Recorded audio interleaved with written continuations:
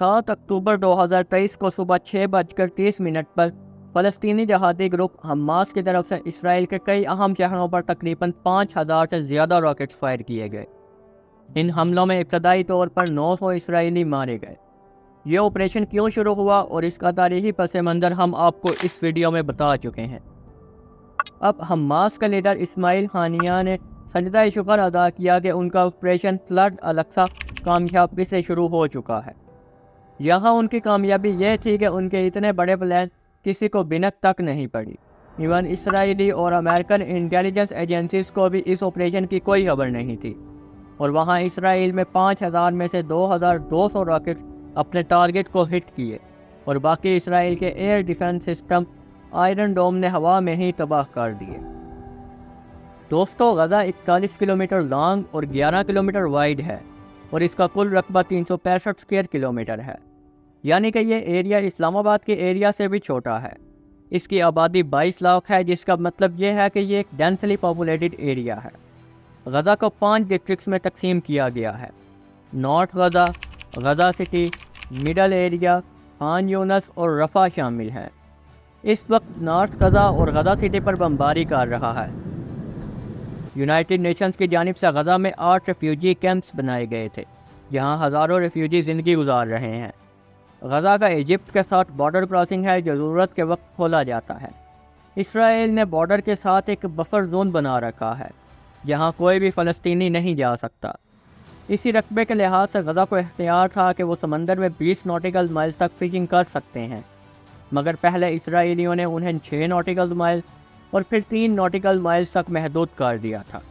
और याद रहे कि समंदर में मछलियाँ साहिल से 9 नॉटिकल माइल से आगे पाई जाती हैं।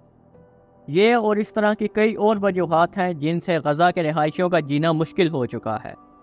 गज़ा में पहले 12 घंटे की बिजली आती थी, मगर अब इसराइल ने उनका बिजली, पानी और गैस बंद कर दिया है।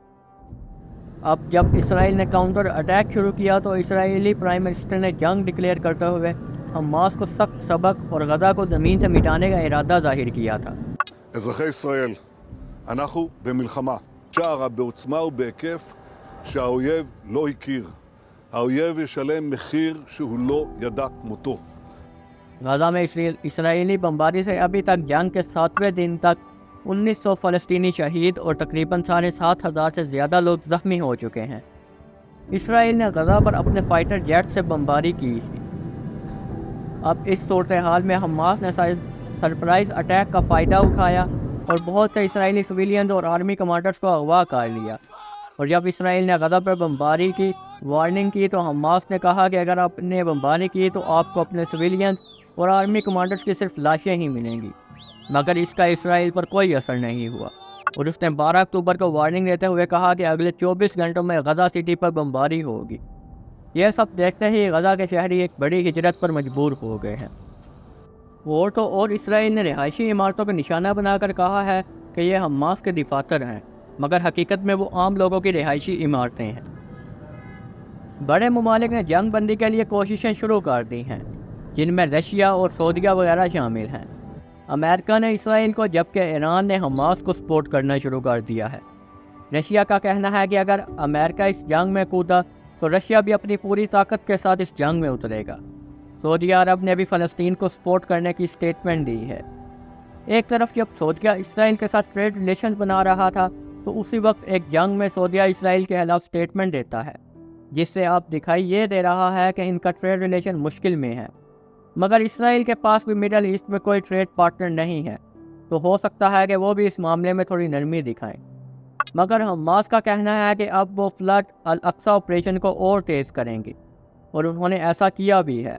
अपनी कम तादाद और जदीद हथियार ना होने के बावजूद उन्होंने इसराइल को बड़ी जानी नुकसान पहुँचाया है, जितना कि आज तक इसराइलियों को नहीं पहुँच पाया।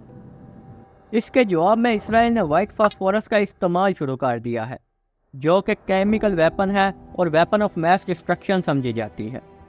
वाइट फास्फोरस एक ऐसा केमिकल है जिसे जहाज़ से ज़मीन पर गिराया जाता है, और जब यह इंसानी जिस्म पर गिरता है तो उसे बिल्कुल तेज़ाब की तरह झुलसा देता है।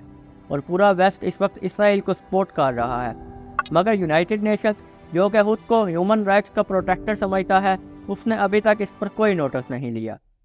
ہم یہ تو نہیں جانتے کہ یہ جنگ کون جیتے گا، مگر اس میں مسلمانوں کا بھاری جانی نقصان ہو رہا ہے۔ اور دوستو، اگر آپ کو یہ ویڈیو اچھی لگے تو ویڈیو کو لائک اور چینل کو سبسکرائب کر دیں۔ Thank you.